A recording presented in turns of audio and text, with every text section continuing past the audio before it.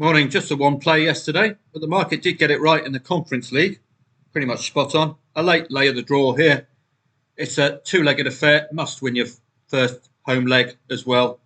1.3 favourite. Very good defensive display from Banach Ostrava. But we got there in the end for a hold. Nice late lay the draw. That's more like it. These other matches very tough to read. But as I say, market getting this lot spot on. On to today, and it's the same story. Europa League, Europa Conference League first legs, very difficult to unpack because it's in the second leg that we'll have our real angles in. 2-0 to Klaksvik, says the research. Molde and Club Brugge, 3-1 to Molde. This market has been suspended. Trabzonspor and Rapid Vienna, 2-1 to Trab. Unpronounceable name against Poulsen from the Czech Republic. 2-1 win for Poulsen. Panathinaikos and Ajax, fascinating match. Not even favourite Ajax, 2-2 potential. But we've seen a few Panathinaikos matches this season which have gone to 2-2, 3-2, so this could be interesting. But Ajax were very quiet against Vojvodina in their previous leg. Might come alive second half with home advantage. Partizan Belgrade and Lugano, 2-1. Tends to be what the software comes up with. Rijeka and Elfsborg, again, probably another 2-1 of both teams to score. No, they haven't given a scoreline here. Possible 1-0 to Rijeka. They did have trouble against a side from Hanaruma. I can't remember where they were from, Rijeka. They did come through in the second leg. Elfsborg, we know from Sweden. The season is in full flow there. Santa Coloma against Rigas. You'd be favouring Rigas against, I think this will be an Andorran side, Santa Coloma. So you'd be favouring Rigas here. 3-1 looks about right. Sedgler against Shamrock Rovers. Again, a bit of an unknown factor, Sedgler. And maybe the Irish Premier Division is just not that strong. And these big boys, Shelbourne, Shamrock Rovers, Derry City, do tend to get exposed in European club competition. But an unknown factor, Sedgler, don't know much about them at all. We don't know. I don't know how this match will unpack. You've got to take on Gibraltar sides, don't you? Dinamo Minsk, again, how strong are they? But we will see. Braga, we know Braga very well. Big goal scorers in the Portuguese Primeira Liga. Servette from Switzerland. Had a good season last season, of course, but how are they going to play against one of the big guns in Portugal? Away as well. I'm not going to be doing the Europa Conference League because, as I hope you're understanding, it's very little I can pass on to you in these first legs. It's the second legs that will have an angle in. You can check whether it's first leg or second leg just by clicking there, and you'll see that first leg. So how on earth are you going to unpack Ararat against Puskas Academy? These sides are never going to meet ordinarily. We don't know their strengths or weaknesses because we don't follow the leagues that often. Kazakhstan against Armenia, for example. So this is a big guess for the market. The market's got HJK Helsinki wrong on a couple of occasions in this competition. So we can't take necessarily the market to heart. Although, as I said yesterday, they got all the odds on favourites correct. So perhaps they've got it when it comes to this Conference League. A few odds on favourites there. I'll be around, but I can't promise you any trades. I hope you understand. It's a very difficult competition to unpack. I'm not going to force one on you just because you've got an itch to scratch.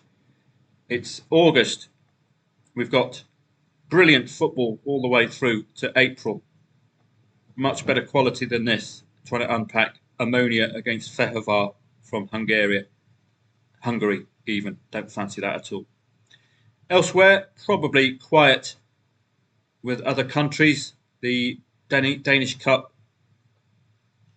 don't fancy any of that at all. So it's going to be a primarily European night tonight. The Super Cup in France be postponed because of the Olympics, probably. Whether they'll have any female boxers on the door to stop people coming in. Don't mess. Of course, the Goa is playing the Nepalese army as well in India. Oh, you'd be delighted with that one today, I'm sure. So a very quiet day. And just a warning to you about friendlies. We've got the champions of Italy yesterday playing just outside of their place in Milan. And what happens? Well, we'll get to Inter in a second. 0-2 loss to Al Ittihad.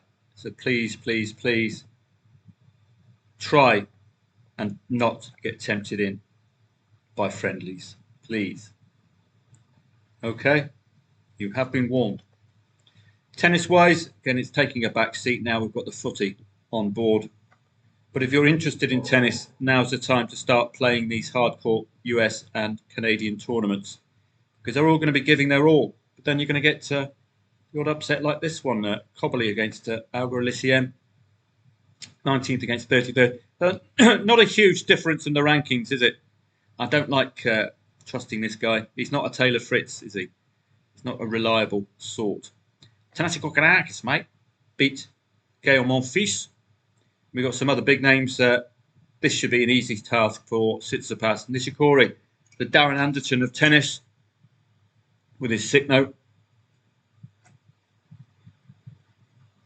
Likely to be exposed. Good result for Nakashima yesterday, beating a big gun. I think Shapovalov in Canada. I think Shapovalov's a Canadian, is he not? Indeed he is. It's a big, big scalp for Nakashima on hard. He'll be delighted with that.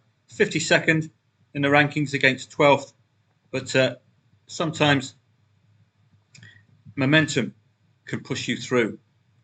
But the market really fancies Paul 12th in the world rankings. But watch out for Nakashima. He might like hard courts. We don't know. Karen Khachanov, usually very reliable. Grigor Dimitrov, a bit like a Duracell bunny, just keeps going on and on. Rublev, is he going to have one of his hissy fits and explode? Be interesting to find out. Zverev against Thompson. I think Thompson's going to give him a bit to think about. So we've got all the big stars out. Rune, Casper Ruud, all of the big guns. Yannick Sinner. A quick run of 3 of the big boys. These are all, I think, top 10. Well, top 20 for Rune. And Casper Ruud is top 10, just about. Clinging on in. And Yannick Sinner, world number 1. So if you like your tennis, it's a really good day for it, particularly in Canada. The ladies, we've got a couple of Ukrainians meeting each other. Might lead to a 3-setter. Corey Goff against Wang. And we've seen the Chinese players really excel. Zheng in particular. Navarro against Linette. So some familiar, Daria Kazatkina, some familiar names. But as I say, it's football, which is my primary focus from here to April. But I did expose you to the tennis over the summer, and I hope you enjoyed it because there's money to be made there. And like the football, pick your battles. You don't have to trade every match. I think the key to success is to pick matches that you think you can read and then wait for an angle in. Nice and simple, isn't it? It just put it down to those simple steps and it makes it a lot easier. As far as telegramming is concerned, well, I've already pre-warned you not to expect an avalanche of telegrams during first legs. We've got second legs next week, so we haven't got long to wait to get that handle in, which will be that first leg scoreline coming into the second leg. We've seen it work before. The likes of Austria Vienna having to win and being at home in the second leg and favoured to do so as well, made it 3-2. So that's the kind of thing we're looking at, that kind of scenario. So it's probably going to be about a 4 o'clock start for me today. I doubt I'll be staying up for the late ones. I just don't see the point with these first legs. Okay. So I'll give you 4 o'clock to about 7 or thereabouts. It will fit in with a lot of matches. And I hope I can create for you a trading angle. But please remember, first legs, better played when they're second legs, aren't they? Because we've got that all-important angle in, for example. Now we know here, Jagiellonia Białystok must score first against Bodo Glimt in the second leg. Bodo have been pretty good at home in the Elite Serie. This is still open. Baník Ostrava at home must score first. This is all but over, so watch out for a potential tolerable loss, I would call it, in the second leg. Paid might win 1 or 2-0. You don't know, because it looks done and dusted, doesn't it? So these comfortable leads, well, this is not that comfortable if Slas Wrocław score at home to make it 2-1. But we've got the angles in now. We know we can potentially, well, look at the red card and think, 73rd minute, all the damage was done. Prior to that, they didn't need a red card to score 3 goals. So it looks like there's a huge gap in quality between these two sides. Maybe Union St-Gilloise could get the better of it. And that explains as well why Union St-Gilloise have that unexpected 0-0 in their opening match domestically. And then they got that 3-1 win against Beerschot. Maybe the Champions League was playing on their minds. I don't know. But we will see. Have a great day, and I'll see you at 4 o'clock onwards. But please don't expect an avalanche of trades. Fear not. All of the familiar names are coming back. The Dutch Eredivisie back on Friday, along with the Dutch Eerste Divisie, which is pretty much a goal fest. So this is a quick look through Friday before I leave. We've got the Dutch Eredivisie starting off, which is excellent. Belgian Jupiler League continues. Just the one match there. But these are familiar leagues. Even the Chinese Super League has got an air of familiarity with it. Croatian HNL1 League, good to see. Danish Super League, Midtjylland have been pretty reliable throughout. So it's all excellent stuff. Hoverdovre might even get a look as well. English Championship beginning on Friday. There we go. Blackburn Derby. Preston against Sheffield United. Newly relegated. Are they going to sink or swim? Probably swim. I would suggest a top 10 place for Sheffield United this season. But we will see. Have they retained a lot of their Premier League stars? Barnsley against Mansfield. League 2 as well. The problem with League 1 and League 2, slight lack of liquidity. And they certainly take a back seat when the elite leagues arrive. Finnish Veikkausliiga. Bundesliga 2, excellent. Watch out for this Ulm. It's an opportunity I missed against Kaiserslautern. Newly promoted. And we're leading against Kaiserslautern. So watch out for that. They could be vulnerable because they led. Don't forget, this is a second half lead. And they got done with 2 late goals. Albeit, first one was a penalty. So a tad lucky for Kaiserslautern. But this Ulm, as I keep repeating, newly promoted sides could be vulnerable. So watch out for that one today. Jan Regensburg, I believe, are newly promoted as well. So no wonder it's 2.5 the favourite. Must get 3 points against your fellow newly promoted side. So I would look to lay any late draw there. There's Tina Turner's favourite football team, Cottbus City Limits, playing Dynamo Dresden, 1.38 favourite. Sometimes I'll head down to the Dry Liga if it's a readable match and if there's enough liquidity, of course.